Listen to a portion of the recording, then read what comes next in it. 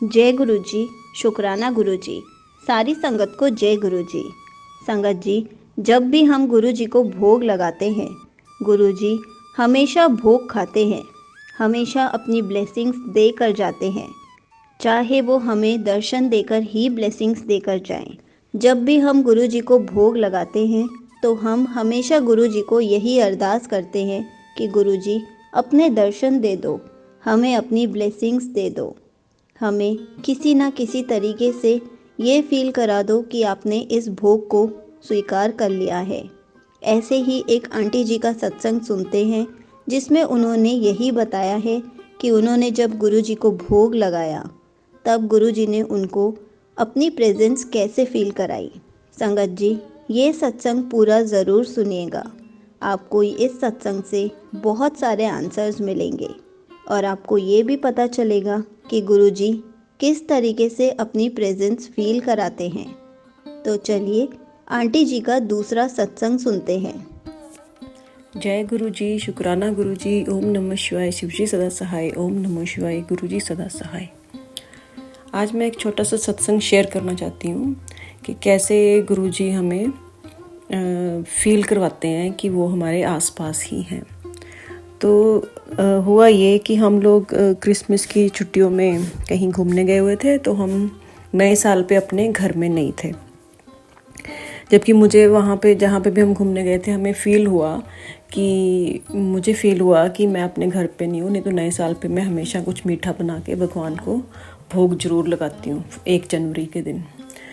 तो इस बार मैं नहीं लगा सकी, तो हम लोग कोई 1 हफ्ते बाद वापस आए। नया साल का 1 हफ्ता बीत चुका था जब हम वापस घर आए।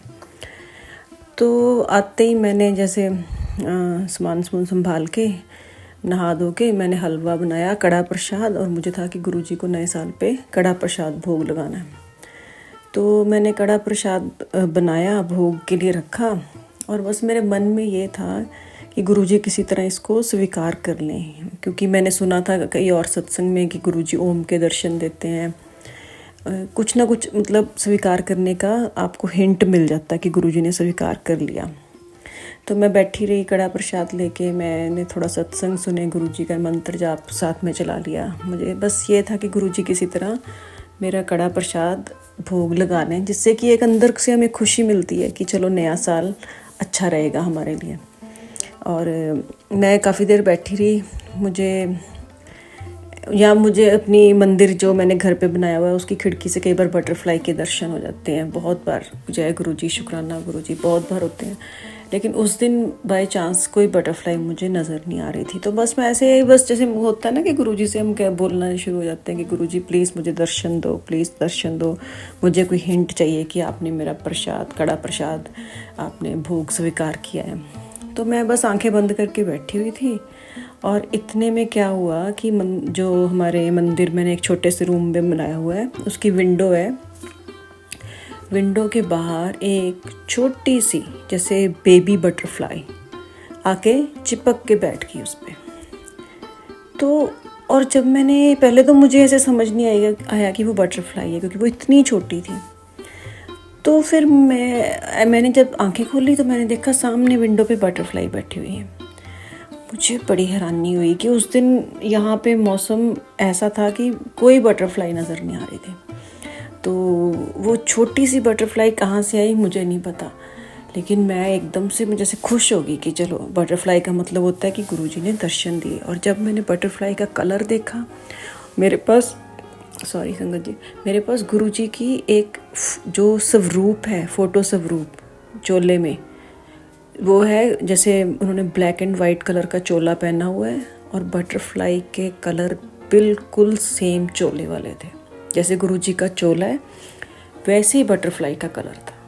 ऐसे लगे कि उसी चोले में से बटरफ्लाई के विंग्स बने हुए हैं, ऐसा सेम। मतलब मैं इतनी, जैसे कहते हैं ना, रोंगटे खड़े हो जाते हैं। गुरुजी कई बार ऐसे चमत्कार कर देते हैं, अपनी प्रेजेंस फील करवाते हैं। तो मैं सोच रही थी मुझे कड़ा में ओम के दर्शन होंगे, जबकि गुरुजी ने मुझे अपने साक्षात दर्शन मंदिर की खिड़की में दिए। और मैं बस जैसे एक होता है ना अंदर से एक वो आता है कि हाँ गुरुजी साक्षात दर्शन हुए। मतलब मैं आंखें बंद करके गुरुजी का मंत्र जाप करने लगी, जो भी मन में प्रे करना था वो करने लगी। और जैसे ही मैंने आंखें खोली वो बटरफ्लाई गायब हो गई। उससे पहले उसके बाद मुझे वो वाली बटरफ्लाई आज तक नज़र नहीं आई। मेरे घर के बाहर मुझे सफ़ेद नज़र आती हैं और ऑरेंज कलर की कई बार नज़र आती है, ज़्यादा सफ़ेद नज़र आती हैं। लेकिन वो एक स्पेशल बटरफ्लाई जो ऐसे लग रहा था कि गुरुजी के चोले में से, चोले के कपड़े के जैसे उसके विंग्स बना दिए हमने, ऐसे डिट्टो से। तो मुझे बस ये था कि जब भी गुरुजी को हम सच्चे दिल से हम कहते हैं ना गुरुजी हमें कोई अपने दर्शन दीजिए या कुछ, तो बस मन से देखना होता है, किसी ना किसी रूप में गुरुजी दर्शन दे देते हैं। तो जय गुरुजी, शुक्राना गुरुजी, ओम नमः शिवाय, शिवजी सदा सहाय, ओम नमः शिवाय, गुरुजी सदा सहाय। तो बस मैं गुरुजी से यही प्रे करती हूँ कि गुरुजी आप अपनी संगत को ऐसे दर्शन दे के ब्लेस करते रहो और सबका विश्वास दिन ब दिन और ज़्यादा बने। बस मुझे ब्लेस करिए गुरुजी, हमारे घर परिवार को, सारी संगत को, सबका भला हो। जय गुरुजी, शुक्राना Guruji. Thank you so much aunty ji, आपने अपना सत्संग पूरे गुरु परिवार के साथ शेयर किया। आपका सत्संग बहुत ही अच्छा था। आपने बहुत अच्छे से समझाया कि गुरुजी अपनी प्रेजेंस कैसे फील कराते हैं, हमें गुरुजी को कैसे भोग लगाना चाहिए कि गुरुजी अपनी प्रेजेंस फील करा के जाएं। संगत जी, हमें भी गुरुजी को हमेशा भोग लगाते हुए ऐसे ही बोलना चाहिए कि गुरुजी आप हमें ब्लेसिंग्स दे के जाइए। गुरुजी हमारे भोग को ज़रूर स्वीकार करना और हो सके हमें किसी भी फॉर्म में आकर दर्शन ज़रूर दे के जाना, ताकि मुझे आपकी प्रेजेंस फील हो सके। जय गुरुजी, शुक्राना गुरुजी।